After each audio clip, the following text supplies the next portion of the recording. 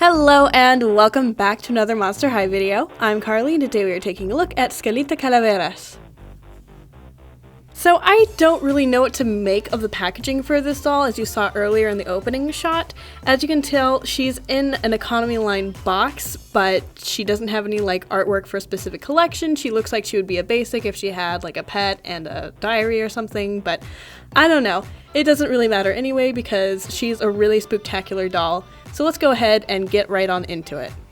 So this is what you get when you open the box. Of course you get Skelita, but you also get a black doll stand and a black hairbrush. You also get a few of these little fashion accessories that you see on her skeleton figure, but we'll get into those in just a second. Right now we are going to go ahead and focus on her hair and makeup because there's a lot to talk about. So this is Skelita's makeup, which is super pretty. As you can tell, it's definitely Dia de los Muertos inspired, and you know, since she is a big old skeleton, it's kind of like a Calaveras, or you know, her last name, she's a sugar skull essentially from Day of the Dead. And it's just so pretty. You've got these little flowers along her eyes, you've got all these nice little fine details like the dots and the swirls, and it's so pretty. I love this makeup. I love this kind of teal shade on her lid. I'm loving her lipstick, the stitches on the side of her mouth, which are supposed to represent teeth.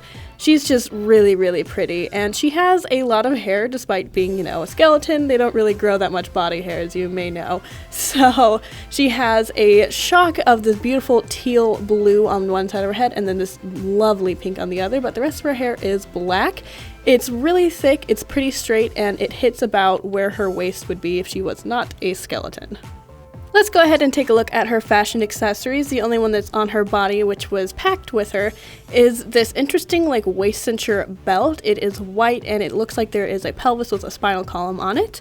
The other stuff that is not on her body, which actually came like packaged separate from her body, you have a purse here which looks like a luchador mask, which is super cute. It looks the same on the back and front. You've got some roses up here with little skulls, and I love this stitching at the top. I think it's like a really nice touch. And the handle is a gigantic spinal column, which I love.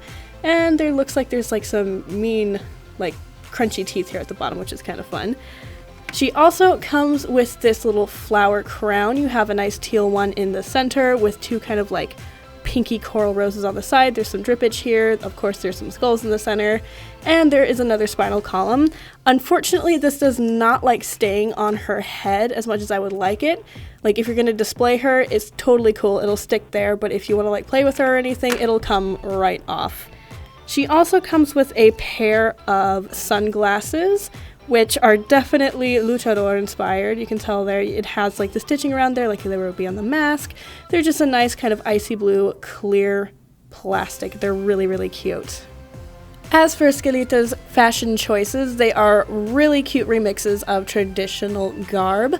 I am loving the top that she has here. It's got this nice boxy neckline. It's very flowy, very loose. You know, even if she wasn't a skeleton, it would be pretty loose. And I think it's absolutely gorgeous. I love the heavy stitching around basically everywhere. It looks awesome.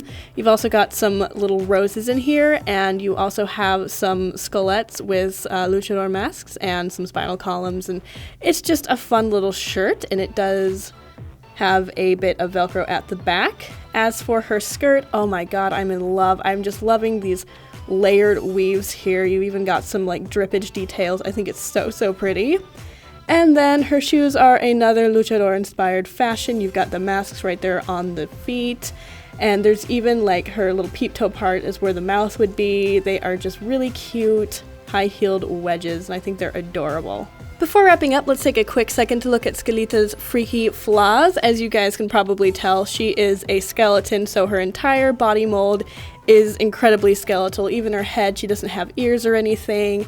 It just looks like a skull with a face painted on it, really.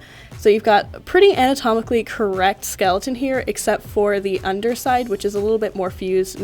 You have also this piece of plastic here, which is removable, but I suggest keeping it on if you want to have her clothes fit her. It's kind of just, you know, making up for this dead space where her spinal column is. And unfortunately, this thing does make it really difficult to clip her into place in one of the doll clips because it will not fit around that on both sides. So it's kind of hard to display her like that. That's why I kind of had her like clipped in on the side. So that works, but you can't do a traditional like back clip for this doll.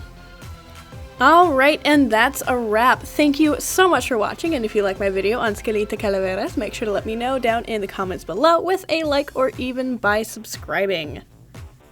Never forget to be yourself, be unique, and be a monster. Now you can watch another one of my Monster High videos, or you can watch one of my other friends' videos. Our pictures are always in the corner like these for examples.